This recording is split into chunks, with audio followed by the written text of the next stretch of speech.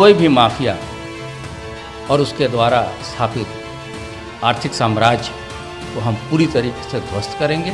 आने वाले समय में और भी इस तरह के दुर्दांत माफियाओं के विरुद्ध हमारी कार्रवाई अनवरत जारी रहेगी। न्यायपालिका ने न्याय दिया है, मैं उनके न्याय का सम्मान करती हूँ। ये कारावास में भी घटना कर सकते हैं, इस वजह से मैं फांसी की ही मांग करूँगी उनसे।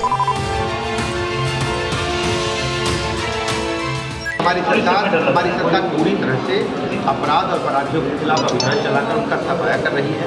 अदालत में पैरवी की जा रही है, एक अपराधी को कड़ी से कड़ी सजा मिले, इस दिशा में हमारी सरकार लगातार काम कर रही है। तो ये जांचना चाहिए कि जेल में रह करके उनसे पर्चा भरवाने के लिए चुनाव में कौन कौन से अधिकारी, कौन से भारतीय जनता पार्टी के नेता मिले रहे, और जो कोर्ट का फैसला है वो सबको स्वीकार होगा। 2014 के पहले की व्यवस्था अपराधियों को सपोर्ट करने की थी। 2014 के बाद ये सारे केस तेजी से चल रहे हैं और अपराधी हो, भ्रष्टाचारी हो, बच नहीं पाएगा, ऐसा विश्वास दिलाते हैं देश को। उत्तर प्रदेश में हमारी सरकार लगातार कानून का राज स्थापित करने में लगी हुई है और उत्तर प्रदेश के अपराधी या तो उत्तर प्रदेश छोड़ दिए हैं या तो उत्तर प्रदेश के जेलों में हैं, और अगर इससे भी ज़्यादा उन्होंने कोई दुस्साहस किया तो हमारी पुलिस ने अपना काम किया।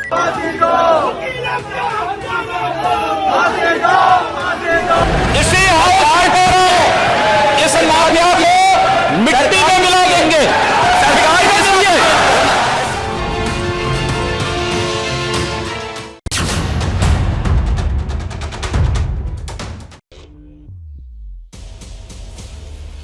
नमस्कार, आप सभी का बहुत बहुत स्वागत है। मेरा नाम रूबिका लियाकत है। 5 बजे हुंकार हम प्रयागराज की नैनी जेल से कर रहे हैं।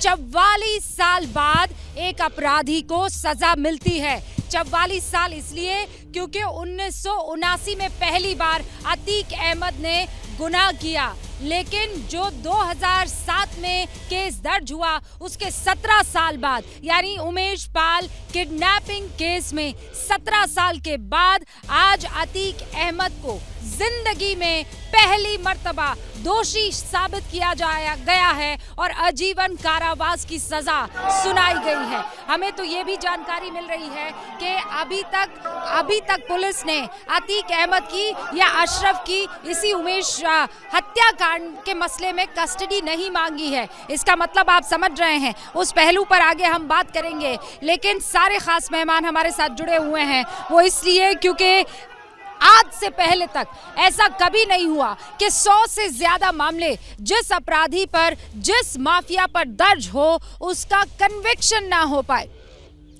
अभी जानकारी ये मिल रही है कि थोड़ी देर के बाद साबरमती की जेल में दोबारा भेज दिया जाएगा अतीक अहमद को। अतीक अहमद को धमकाने के लिए जो वो लगातार यहाँ उत्तर प्रदेश की जेल से अपना साम्राज्य, अपना नेटवर्क जो है और तगड़ा करते चला जा रहा था।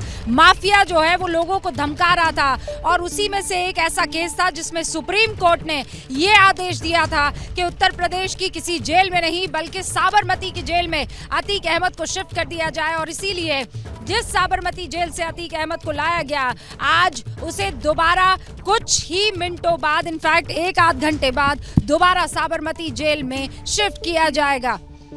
हमारे साथ अनिला सिंह, बीजेपी की राष्ट्रीय प्रवक्ता हमारे साथ जुड़ चुकी हैं, और हमारे साथ बाकायदा उत्तर प्रदेश के पूर्व डीजीपी भानु प्रताप सिंह साहब भी जुड़ चुके हैं। भानु प्रताप जी, शुरुआत में आपसे इसलिए करना चाहूंगी क्योंकि आपने इसी उत्तर प्रदेश में उसका गुंडा राज, उसका माफिया राज, उसका जो राजनीतिक तंत्र है उसे देखा होगा, और आज की तारीख हमें जानकारी मिल रही है कि जब कोर्ट में वो मौजूद था, अपने इस फैसले को सुनकर वो इतना मायूस हुआ, इतना दुखी हुआ कि मुंह लटका हुआ था और आंसू आंखों में साफ तौर पर दिखाई दे रहे थे। आपका कहना सही है बिल्कुल, क्योंकि मुझे भाग्य से इस पद का उत्तरदायित्व निर्वहन करने का अवसर भी मिला था जब मैं 1990 में पुलिस अधीक्षक नगर प्रयागराज के रूप में नियुक्त किया गया था।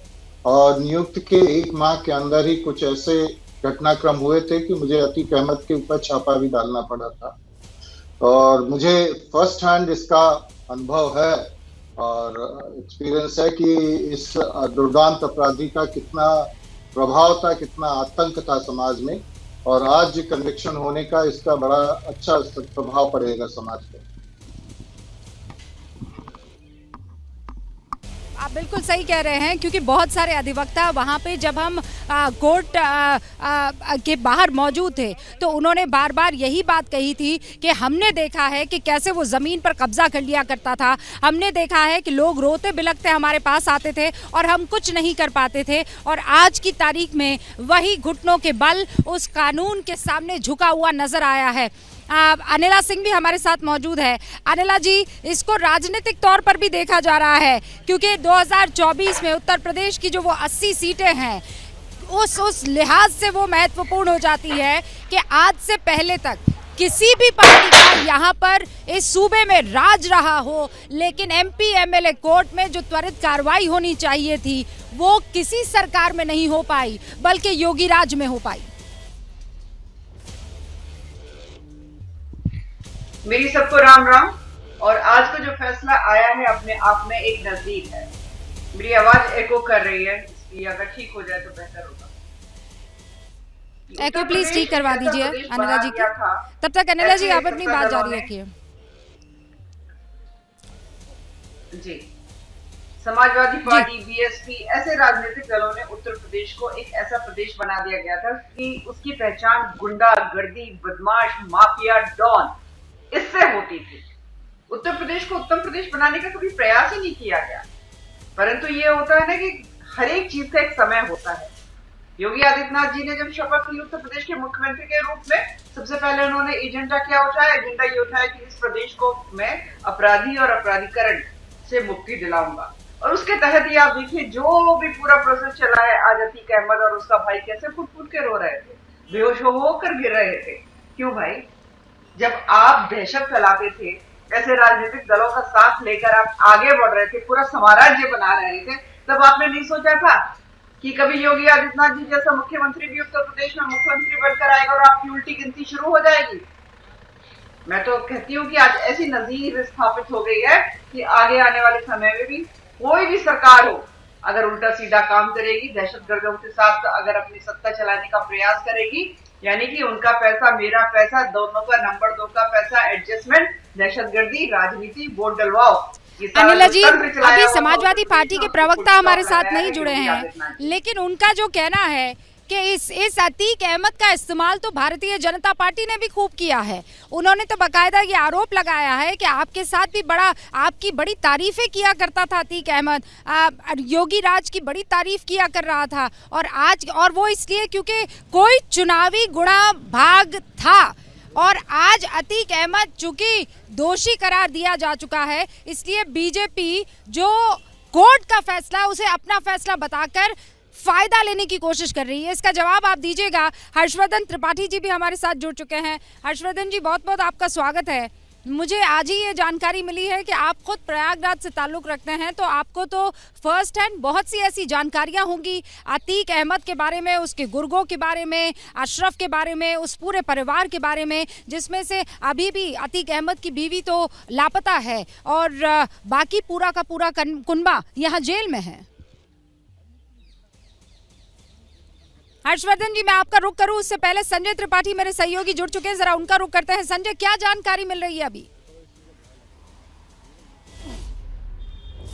जानकारी मिल रही है कि अदालत के बाद में अतीक अहमद को जेल ले जाया गया है और 5:30 बजे के आसपास उसको वापस साबरमती जेल ले जाएगा, क्योंकि व्यवस्था यही है, उसको केवल उमेश पाल अपहरण कांड में सज़ा सुनाने के वक्त मौजूद रहने के लिए बुलाया गया था। अब सज़ा सुनाई जा चुकी है और ऐसे में उसको वापस साबरमती जेल में भेजा जाएगा। उसके लिए बैठक की जा रही है। अतीक अहमद और उसका जो पूरा काफिला था, जो फ्लीट हमने देखी थी अतीक अहमद की, वो सारी इस वक्त नैनी जेल में होने की जानकारी मिल रही है और वहीं पर मंथन चल रहा है कि किस तरीके से सुरक्षा इंतजाम होंगे और उसके बाद अतीक अहमद को यहाँ से ले जाया जाएगा।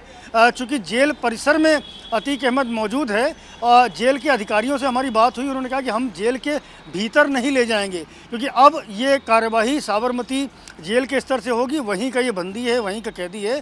तो अब थोड़ी ही देर में जो सोर्सेज बता रहे हैं कि अतीक अहमद का काफिला जिस तरह से साबरमती से प्रयागराज आया था, उसी तरह से प्रयागराज से वापस साबरमती ले जाया जाएगा।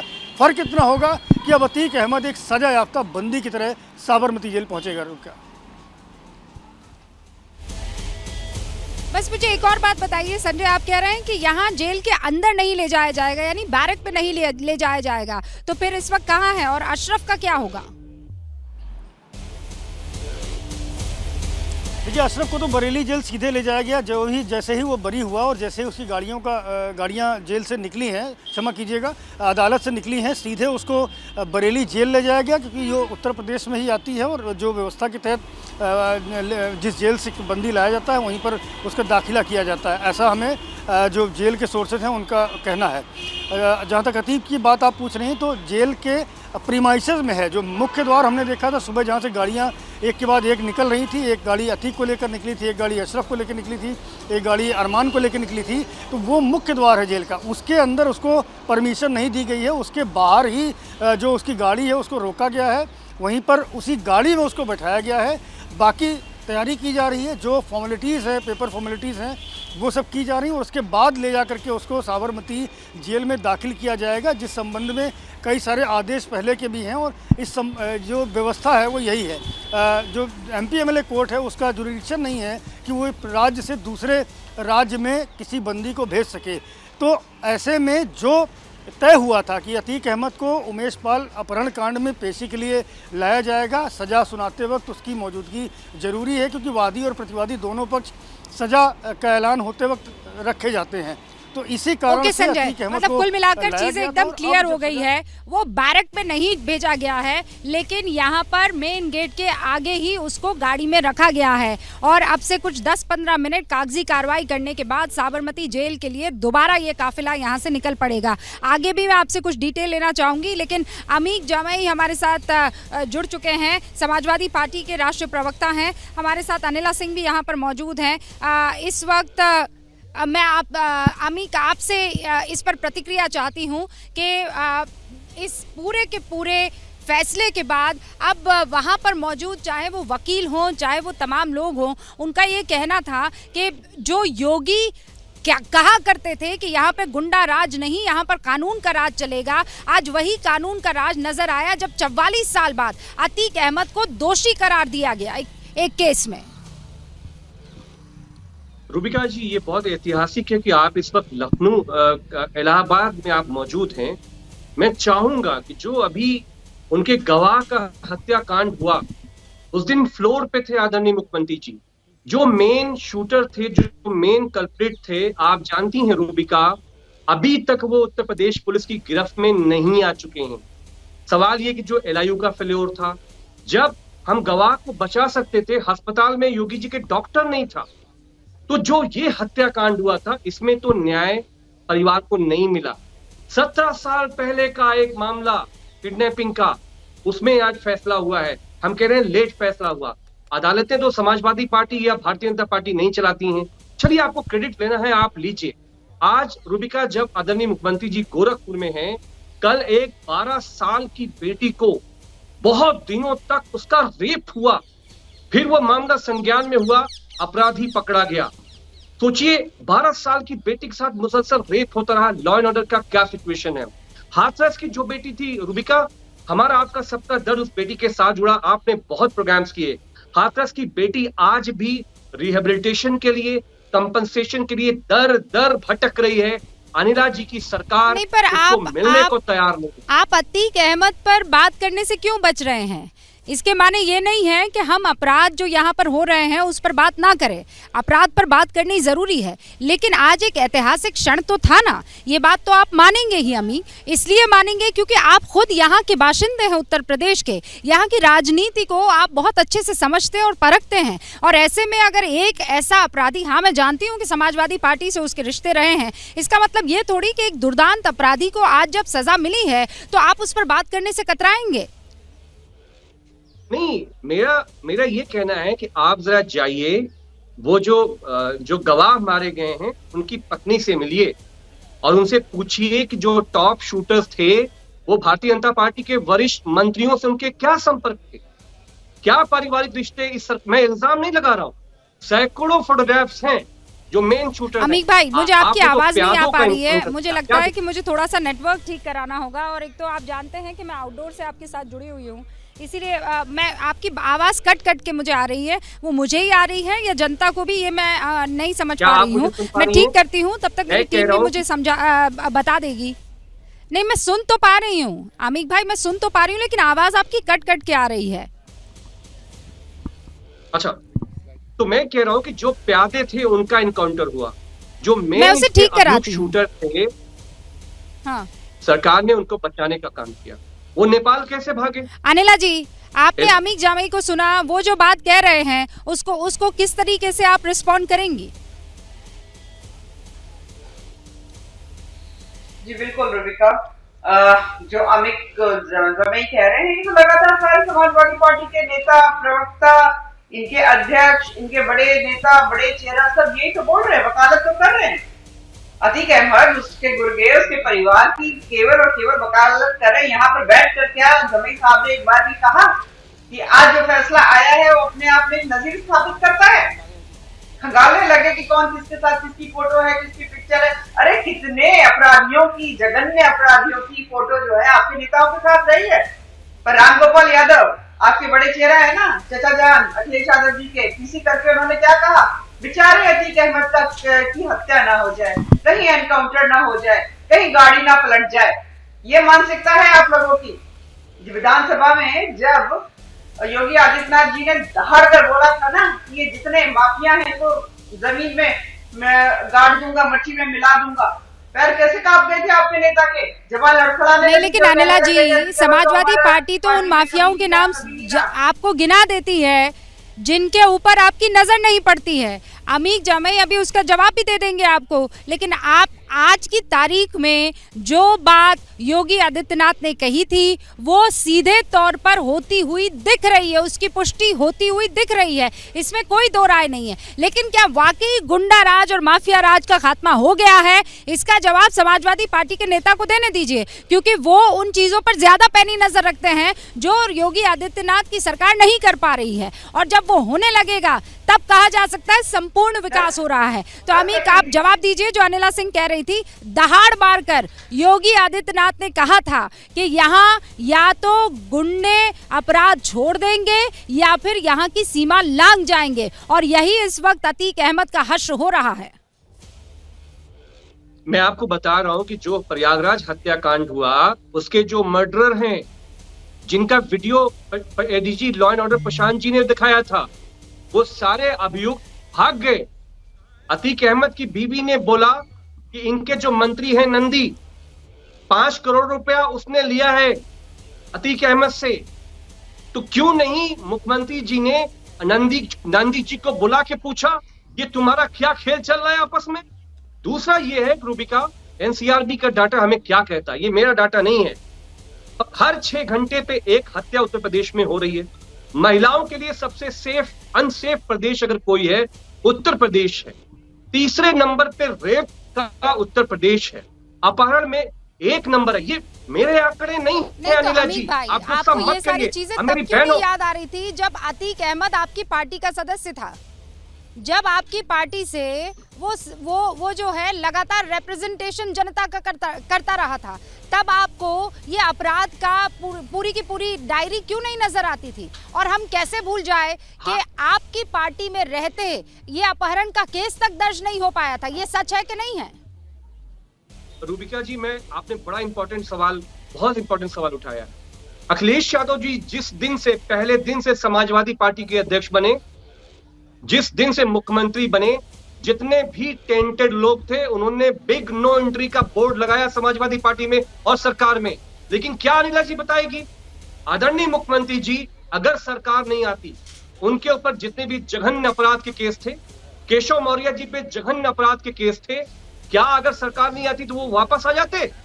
वापस नहीं आते। तो भारतीय जनता पार्टी के पास कोई भी इकबाल नहीं है कि वो समाजवादी पार्टी और अखिलेश यादव जी जैसे साफ सुथरे चेहरे पर दाग लगाने का काम करे। हमने तो नो एंट्री लगाई। अतीक जी हमारी पार्टी में नहीं रहे, लेकिन नंदी जी से 5 करोड़ का क्या रिश्ता है? अरे सर, नहीं रहे हैं, लेकिन ये तो बात सच है ना कि आपकी पार्टी की सरकार थी और केस तक नहीं दर्ज करवा पाया था उमेश पाल अपनी किडनैपिंग का। 2007 में जब बीएसपी की सरकार आई तब जाकर ये केस दर्ज हो पाया। ये तो बात मानेंगे कि नहीं मानेंगे आप? तो आप ये मानती हैं कि जो बीएसपी की उपलब्धि है वो आप भाजपा से जोड़ रही हैं? भारतीय जनता पार्टी के साथ केशव मौर्य जी हो या नंदी जी हो, इनके तो संबंध उजागर है। पूरे प्रयागराज में आप जाइए, मिलिए लोगों से। आप ये जो बेचारा मार दिया गया निर्दोष आदमी जो गवाह था, इसकी कोई गलती नहीं थी। आपने मेरे सवाल को क्यों मिस कर दिया? आप बहुत समझदार प्रवक्ता है, ऐसा तो हो नहीं सकता कि मेरे सवाल को ना समझे हो। नहीं, मेरे सवाल पे आप बीजेपी पर क्यों कूद गए? मेरा सवाल क्या था? ये बात सच है कि नहीं कि समाजवादी पार्टी की सरकार में उमेश पाल किडनैपिंग एफआईआर दर्ज नहीं हो पाई थी, हाँ कि ना? मैं आपसे पूछ रहा हूँ कि एफआईआर जब दर्ज हुई, आज जब कोई केस अदालत में चलता है, तो क्या समाजवादी पार्टी, भारतीय जनता पार्टी चलाती है उस केस को? ऐसा तो नहीं है ना रूबिका। लेकिन मेरा जो सवाल है वो आप भी बच रही हैं उससे कि जितने शूटर थे प्रयागराज, ये आपको नहीं पता है कि अतीक अहमद किस तरीके से अपना नेटवर्क चलाता था? ये आपको नहीं पता है कि वो जितने भी अतीक अहमद के खिलाफ गवाह थे उन सब ने अपनी बात से पलटी मार ली थी? ये आपको नहीं पता है कि इस शख्स को जब किडनैप किया गया था, अब वो इस दुनिया में नहीं है, उमेश पाल, उसको भी जब किडनैप किया था तो तीसरे दिन जब वो आया था इतना खौफ में था, उसको ऐसे झटके करंट के दिए गए थे कि उसने भी गवाही देने से मना कर दिया था। ये आप नहीं जानते हैं? और ऐसा शख्स आपकी पार्टी के साथ रहा। आज की तारीख में ये बात तो मानिए कि इसको जेल की सलाखों के पीछे होना चाहिए था, और आज नहीं, 17 साल बाद नहीं, 44 साल बाद नहीं, बहुत पहले ये काम हो जाना चाहिए था। रूबिका जी, मैं आप तो गिना रही हैं 20 साल 25 साल पहले की कहानी, लेकिन राष्ट्रीय अध्यक्ष जी माननीय अखिलेश यादव जी की जिंदगी के बाद की आप बात नहीं गिना रही।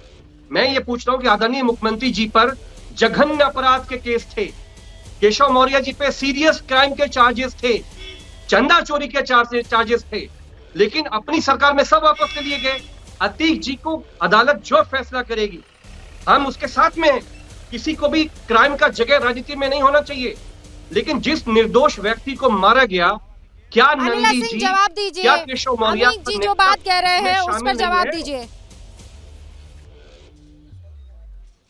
अमित जामिल जो बात कह रहे हैं, अनिला जी मेरी आवाज आप तक पहुंच रही है, लेकिन इस बीच भानु प्रताप सिंह साहब भी हमारे साथ मौजूद है। बिल्कुल सुनाई दे रही है। लेकिन हाँ अनिला जी मेरी आवाज आप तक पहुंच रही है, रिस्पॉन्ड कीजिए। मैं बस 10 सेकंड लूंगी जी, 10 सेकंड लूंगी। फिर भानु प्रताप सिंह जी जो है आउटस्टैंडिंग ऑफिसर रहे हैं उत्तर प्रदेश के, और वेरी वेल लर्नेड, मतलब बेहद लर्नेड अधिकारी, आउटस्टैंडिंग अधिकारी रहे हैं। और ये अभी आपको बहुत कुछ अतीक अहमद के बारे में भी बताएंगे, पर अभी अमित जामिल जी ने अतीक को अतीक जी कहकर अभी पुकारा। तो ये मानसिकता देखिए, हमारे मुख्यमंत्री, हमारे उप मुख्यमंत्री के ऊपर कोई जघन्य अपराध के मुकदमे नहीं है। दूसरी बात यह है, आपने हमारे मुख्यमंत्री जी को अपने समय में उनकी हत्या कराने का पूरा प्रयास किया, ये सच्चाई है। अब एनसीआरबी के आंकड़ों के बारे में बात करते हैं। मैं भी एनसीआरबी के आंकड़ों शांत होकर बैठी, जब आप बोल रहे थे तो मैं नहीं बोल रही थी। कंपैरेटिव एनालिसिस, थोड़े पढ़े लिखे तो आप भी है ना। डकैती में 70% की कमी आई है, लूट में 70% की कमी आई है, बलात्कार में 52% की कमी आई है। और आप अमित जामिल रिस्पॉन्ड करना चाहते हैं, 30 सेकंड। अमित जामिल 30 सेकंड, उसके बाद अनिला जी 30 सेकंड में आपको दूंगी। अमित जामिल 70,000 अपराधियों के खिलाफ गैंगस्टर एक्ट लगाया है, 900 अपराधियों के खिलाफ एनएसए लगी है। हाँ, यहाँ पे 180 के करीब जो दुर्दांत अपराधी थे वो एनकाउंटर में मारे गए हैं। एनकाउंटर में तकरीबन 5,000 से ज्यादा अपराधी घायल हुए हैं। इनको समझ में नहीं आता। मैं पश्चिमी उत्तर प्रदेश से आती हूँ, मेरे जोन में तकरीबन 63 अपराधी ऐसे हैं जो कि मारे गए हैं। इनको अपराध कब होता दिखाई नहीं देता है। कौन सा चश्मा पहन कर बैठे हुए हैं साहब आप लोग? अनिला जी अब अमित जामिल एक बार रिस्पॉन्ड करेंगे और उसके बाद मैं आपको मौका दूंगी, 30 सेकंड। ये पश्चिम और उत्तर हमेशा अपने आप को जोड़ती हैं। बताना पड़ेगा कि जब किसानों का हत्याकांड हुआ, अजय मिश्रा गृह मंत्री टेनी ने उनके ऊपर थाल चलाई। ये महिला मेरी बड़ी बहन, इसकी जुबान हमेशा सिली रही। इसकी मंत्री को क्यों नहीं हटाया गया, इसको जेल क्यों नहीं भेजा गया? और उत्तर प्रदेश में एक एक ब्राह्मण माँ और बेटी को जिंदा जला दिया गया, कानपुर के अंदर जिंदा जला दिया गया। ये मेरी बहन, इसकी जुबान सीधी रही, कप्तान डीएम को नहीं हटाया। और अखिलेश जी अगर होते, डीएम और कप्तान की खैरियत नहीं थी, चाहे वो प्रयागराज का होता, चाहे वो कानपुर का होता। 30 सेकेंड अनिला जी जवाब दीजिए। मैं इनको इतना बता देती हूँ कि जिसका ये हवाला दे रहे हैं, उसके बाद देख लिया आपने, उत्तर प्रदेश की बात करनी थी, 2022 का चुनाव हुआ, आपकी सरकार आ गई सत्ता में आई भारतीय जनता पार्टी। तो यह पाठ मत पढ़ाया, पश्चिमी उत्तर प्रदेश का किसान क्या सोचता है भारतीय जनता पार्टी के बारे में, मुझसे ज्यादा आप नहीं समझ सकते हैं। पर यहाँ पर एक स्टैटिस्टिक्स और दे देती हूँ रुबिका, अतीक जी जो कहते हैं उनके हवाले, लोकसभा चुनाव 2004 इनके ऊपर, इनके अतीक जी के ऊपर 36 केस, 2012 44 केस, 2014 42 केसेस, 18 में 53 केसेस, 59 में 101 केसेस। पर इन्हें अतीक जी कहने से फुर्सत नहीं होती है, क्योंकि ये लोग उनको पालते पोसते। एक मामूली आदमी जिसका इतना बड़ा साम्राज्य बन गया, हजारों करोड़ की संपत्ति हो गई, जहां पे हाथ लगा दिया उसी को कब्जा कर लिया, उनको ये पाल पोस रहे थे। इनके नेता कहते हैं कहीं उसकी हत्या ना हो जाए, हमें पाल पढ़ाएंगे। अब मेरी बात सुनिए, आप अपने जमाने में जिस तरीके से क्राइम लगातार बढ़ता चला जा रहा था उसका जिक्र कर रहे हैं। अब जरा मैं 2024 पे लौट कर आना चाहती हूँ, लेकिन उससे पहले भानु जी भी हमारे साथ बने हुए हैं। भानु जी, मैं जानती हूं कि आप राजनीतिक तौर पर किसी तरह का कोई बयान देना पसंद नहीं करेंगे, लेकिन एक पुलिस अधिकारी होने के नाते, अभिन्न अंग उसका होने के नाते, क्या आप दर्शकों को बताना चाहेंगे कि किस तरीके से अतीक अहमद का साम्राज्य एक वक्त में हुआ करता था, उस वक्त में और आज के वक्त में क्या डिफरेंस है, और क्या वाकई ये जो राजनीतिक इच्छा शक्ति है, it has got a big role to play in this? देखिए, आपके प्रश्न के दो भाग हैं। पहला तो ये है कि आज जिस अपराधी को, अतीक दुर्दांत अपराधी को सजा सुनाई गई है, उसका क्या साम्राज्य था, इसमें कोई दो राय नहीं कि ये इसका आतंक कितना व्यापक था कि दिन दहाड़े लोगों को उठा लेना, जमीनों पे कब्जा कर लेना, सिविल लाइंस जैसे प्रेस्टिजियस और प्रिस्टीन इलाके में प्रयागराज में जिसके मकान चाहे, जिसकी जमीन चाहे, या प्रयागराज में क्या कई जगह जिसकी जमीन चाहता था ये लिखवा लेता था, लोगों को उठवा लेता था। तो ये तो बात सही है कि इसका बहुत बड़ा आतंक था और लोग इसके खिलाफ बोलने से बहुत कतराते थे। दूसरा, निश्चित ही इसका राजनीतिक विषय था। मैं जब पुलिस अधीक्षक नगर था तब ये भी एक सत्तारूढ़ पार्टी का, उस समय जो सत्तारूढ़ पार्टी थी उसका ये विधानसभा का सदस्य भी रहा है। अपराधी पलता पोसता है तो राजनीतिक विषय का उसमें एक बहुत बड़ा हाथ होता है, और जब राजनीतिक विषय नहीं होता है तो उसका परिणाम निश्चित ही देखने को मिलता है, जो इस समय देखने को मिल रहा है। जहां तक अपराध का प्रश्न है तो आंकड़ों पे मैं नहीं जाता, पुलिस विभाग में कहा जाता है और वैसे भी कहा जाता है कि जनता जो महसूस करती है, जनता जो अनुभव करती है लॉ एंड ऑर्डर का, कानून व्यवस्था का, वही असली पैमाना माना जाता है। निश्चित तौर पे इस समय जनता में सुरक्षा का माहौल है। अमीक जी, ये पुलिस के वो अधिकारी बात कर रहे हैं इस वक्त जिनका किसी पार्टी से कोई लेना देना नहीं है, किसी से कोई वास्ता नहीं है। इन्होंने वर्दी में अपना कर्तव्य निभाने की कोशिश की और वो ये कह रहे हैं कि हाँ, वो कानून का राज स्थापित होता हुआ इस वक्त दिखाई दे रहा है। देखिए, कहीं भी क्राइम 0% नहीं हो सकता, ये आप भी जानते हैं, ये मैं भी जानती हूँ। अगर आगे आइंदा आपकी सरकार बनेगी तो कोई आपसे ये नहीं कहेगा कि जीरो क्यों नहीं है यहाँ पर अपराध। उसके लिए वाकई उस राम राज्य की कल्पना करनी जरूरी है और वो कभी की जाएगी, लेकिन अपराध से मुक्ति हर राज्य ने पाली ऐसा नहीं हुआ है। लेकिन जो आज नजीर पेश की गई है उसको वेलकम करने में क्या दर्द और दुख है आपको? हमारे जो पुलिस ऑफिसर हैं, समाजवादी सरकार में भी इनकी बड़ी सेवाएं रही हैं। अगर मैं इनसे इन्हीं के जरिए में पूछना चाहूं कि माननीय अखिलेश यादव जी ने जो भी इस तरह के टेंटेड माफिया जो भी नाम थे, जब से उन्होंने समाजवादी पार्टी की कमान संभाली, मुख्यमंत्री बने, उनका रास्ता समाजवादी सरकार में, पार्टियों में बंद हो चुका है, चाहे वो कोई भी हो। नंबर 2 बात यह है कि रुबिका, आप इलाहाबाद में हैं, सर भी जानते हैं, पुलिस ऑफिसर हैं, कि जो इस हत्याकांड के मेन अभियुक्त हैं ये मंत्री नंदी के करीबी हैं, आज तक पकड़े नहीं गए। आप भी जाकर जरा एक इंटरव्यू करके रहो। और ये जो 5 करोड़ का फाइनेंस का कनेक्शन है, हम पूछ रहे हैं ना, 5 करोड़ का फाइनेंस जो अतीक अहमद ने मंत्री नंदी को दिया। आपको मैं जब यहाँ पर आई थी, सबसे पहला इंटरव्यू उमेश पाल के परिवार से ही मैंने किया था। उनकी पत्नी और उनकी माता शांति देवी से जाकर सबसे पहले मैंने मुलाकात की थी, और उनसे जब मैंने पूछा तो उन्होंने मुझे ये कहा कि उन्हें इस सरकार पर भरोसा है। इसलिए भरोसा है क्योंकि आज पहली मर्तबा, मतलब ये कल की मैं बात बता रही हूँ, बीते कल की, उन्होंने कहा कि अब आज पहली मर्तबा हम देखेंगे कि ये जो अपराधी है इसको इसके कर्मों की, इसके दोष की सजा मिलेगी, लेकिन हम चाहते हैं इसको फांसी की सजा हो। जब उनसे पूछा गया कि आपके पति के जितने भी हत्यारे हैं वो अभी भी फरार चल रहे हैं, तो उन्होंने कहा कि मुझे पुलिस पर यकीन है और वो जरूर ढूंढ निकालेगी उन सारे के सारे अपराधियों को। लेकिन हैविंग सेड दैट, अनिला जी, इसका जवाब तो आपको देना पड़ेगा, आपकी पुलिस को देना पड़ेगा। इतने दिन बीत जाने के बावजूद ये लोग पकड़ में क्यों नहीं आए हैं? अतीक अहमद की बीवी शाइस्ता कहाँ है? उसका जो बेटा है वो कहाँ घूम रहा है? वो शूटर्स कहाँ गायब है? अब तक क्यों पुलिस की पकड़ में नहीं आ पाए हैं?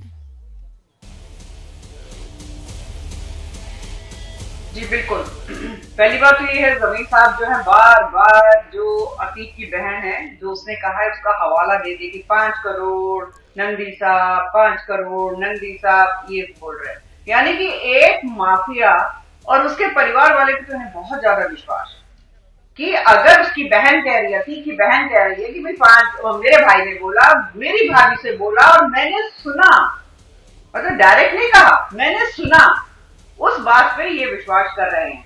अब आप समझ लीजिए कितने ज्यादा ये प्यार प्रेम के जंजाल में फंसे हुए हैं अतीक और उसके परिवार के साथ। इनको और कुछ समझ में नहीं आता। दूसरी बात ये कि जो हत्या कांड बहुत दुखद है, उमेश पाल, सुन लीजिए उमेश पाल हत्याकांड जो है सेल्फ बोल रहा है इस अतीक अहमद और गैंग और परिवार का। ये अतीक अहमद अच्छी तरीके से समझता है।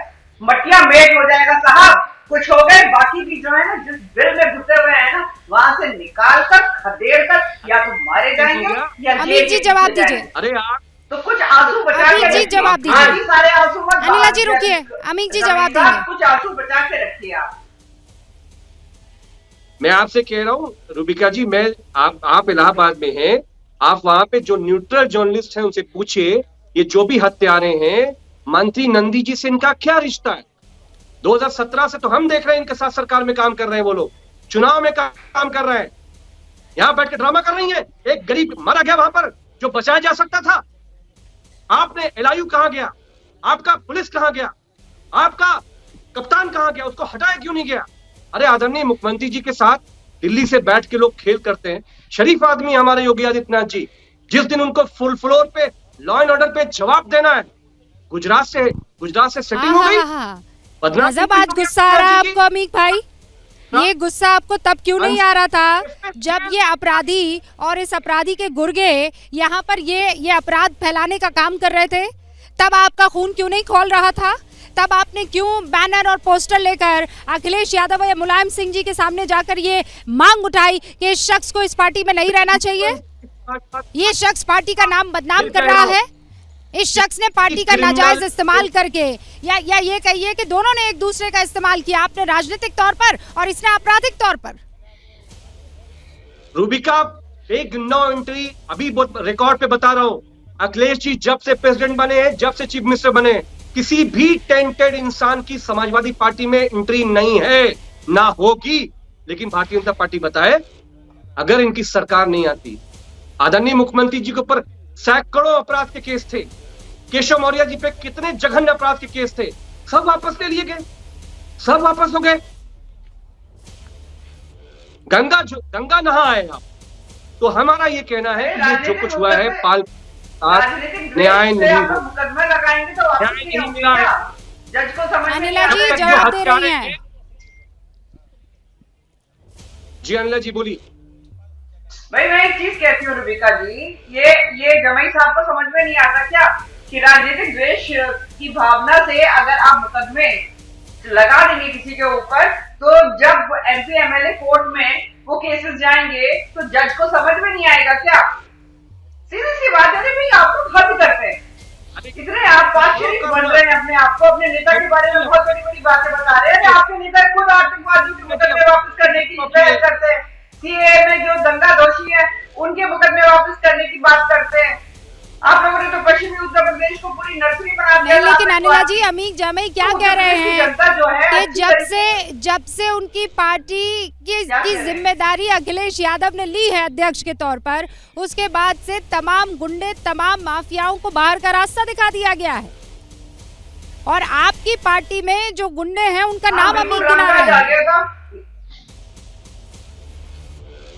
जी बिल्कुल, नहीं, ऐसा लग रहा है कि बिल्कुल अल्लाह मियां की जमीन हो गई थी ये उत्तर प्रदेश। बिल्कुल अमन चैन यहाँ पर आ गया था, कोई गुंडागर्दी नहीं थी, कोई नहीं, सब बड़े अमन चैन से रह रहे थे, है ना, यही हो रहा था ना। अरे ये रामद्रोहियों की पार्टी रही है और यहाँ पर जिस प्रकार से दंगा, फसाद, अपराध, गुंडागर्दी, दहशतगर्दी चल रही थी, पैर पसार कर बैठी थी, सबसे बड़ा उद्योग तो अपराध का था, अपहरण का था।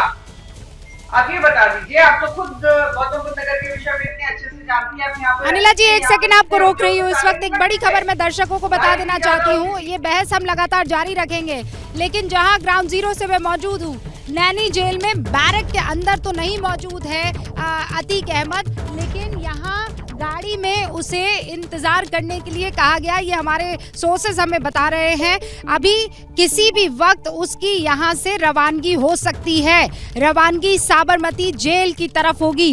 1300 किलोमीटर लंबा सफर, 4 अलग अलग राज्यों और 24 घंटे के इस रोड रूट को पार करना होगा अतीक अहमद को। पुलिस ने उत्तर प्रदेश की उसकी कस्टडी नहीं मांगी है और यहाँ से उसका भाई अशरफ बरेली जेल की तरफ सीधा पहुंचा। जेल यहाँ लाया नहीं गया। जैसे ही कोर्ट ने प्रोनाउंस किया जजमेंट, सजा का जब ऐलान हुआ, अशरफ चूंकि बरी है इस मामले में, दोबारा दूसरे केसेस में वो जेल में रहने वाला है, इसलिए उसको बरेली जेल रवाना कर दिया गया। लेकिन यहाँ नैनी जेल लाया गया अतीक अहमद को। अभी वहाँ वो क्रिमिनल वैन जो है, पुलिस वैन जो है, वो वहाँ पर मौजूद है और बताया जा रहा है उसी में अतीक अहमद बैठा हुआ है। बैरक में नहीं ले जाया गया और साबरमती जेल जो प्रशासन है उनसे संपर्क साधने की कोशिश की जा रही है और किसी भी वक्त रवाना हो सकता है अतीक अहमद। मेरे सहयोगी मेरे साथ जुड़ चुके हैं, ज़रा उनसे डिटेल लेते हैं। संजय, कोई जानकारी आपके पास आ रही है, कितना और वक्त?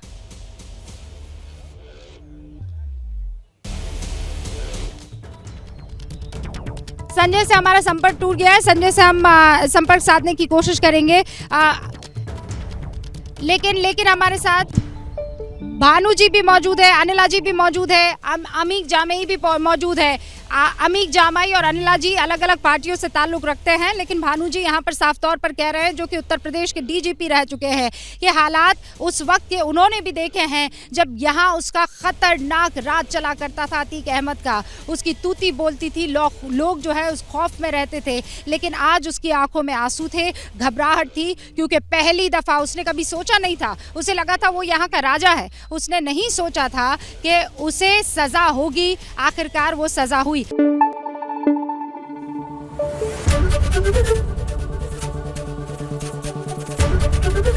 एबीपी न्यूज़ आपको रखे आगे।